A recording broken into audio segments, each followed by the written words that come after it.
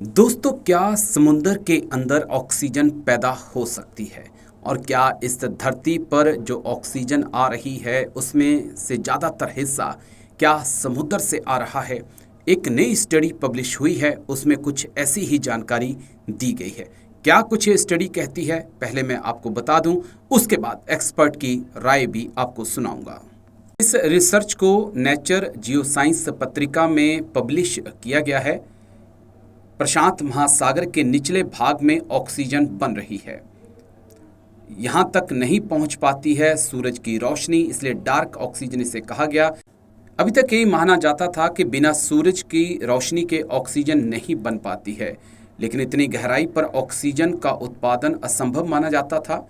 H2O अणुओं को hydrogen और ऑक्सीजन में बांटते हैं।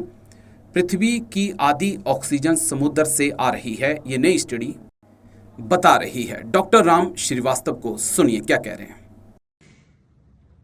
नेचर नाम की प्रख्यात पत्रिका में, जो विज्ञान के क्षेत्र में बहुत महत्वपूर्ण मानी जाती है, अभी ताज़ा एक शोध पत्र प्रकाशित हुआ है जियो साइंस का, जिससे ये सिद्ध हो रहा है कि समुद्र की सतह पर जो पानी की सतह से लगभग 4 किलोमीटर नीचे विपुल मात्रा में ऑक्सीजन का भंडार मिला है। उसको डार्क ऑक्सीजन कह रहे हैं। अभी तक तो ये माना जाता था कि विज्ञान में कि सूर्य की किरणों से हरे पत्तों में, पेड़ों में जो फोटोसिंथेसिस होता है उसके कारण ऑक्सीजन पैदा होती है। लेकिन ये पहली मर्तबा ऐसा केस आया है एक रहस्यमय ढंग से कि डार्क ऑक्सीजन का भंडार जो है समुद्र में 4 किलोमीटर नीचे पाया गया है, प्रशांत महासागर में।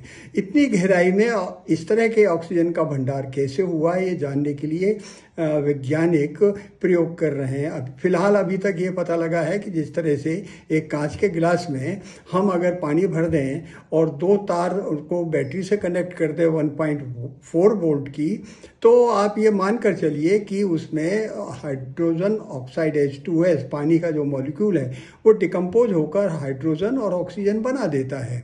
तो संभवतः ये संभावना, एक हाइपोथेसिस है, ये प्रयोग किया जा रहा है और देखा जा रहा है क्या समुद्र के नीचे इस तरह की अभी तक जो विद्युत धाराएं वहाँ मिली हैं एडी करेंट्स के कारण और दूसरे बायोडिजेनरेशन के कारण, समुद्री जीव जंतुओं के कारण, उसमें ये पता लगा है कि वहाँ 0.95 वोल्ट तक का विद्युत धारा नापी गई है। लेकिन अगर ये 1.5 वहाँ पर होती है किसी कारण से, संभवतः जो समुद्र की जैसे गल्फ स्ट्रीम है, लेब्राडोर है, समुद्र की जो जल धाराएं बहती हैं उनमें जो घर्षण होता है उसके कारण इस तरह की विद्युत वहाँ उत्पन्न हुई होगी और इलेक्ट्रोलाइसिस से वहाँ पर जो है ये विपुल मात्रा में ऑक्सीजन का भंडार बन गया होगा। फिलहाल ये शोध पत्र ने एक नई जिज्ञासा वैज्ञानिकों को जहन में उत्पन्न कर दी है कि क्या हम भविष्य में इस ऑक्सीजन का प्रयोग विपुल मात्रा में कर सकेंगे।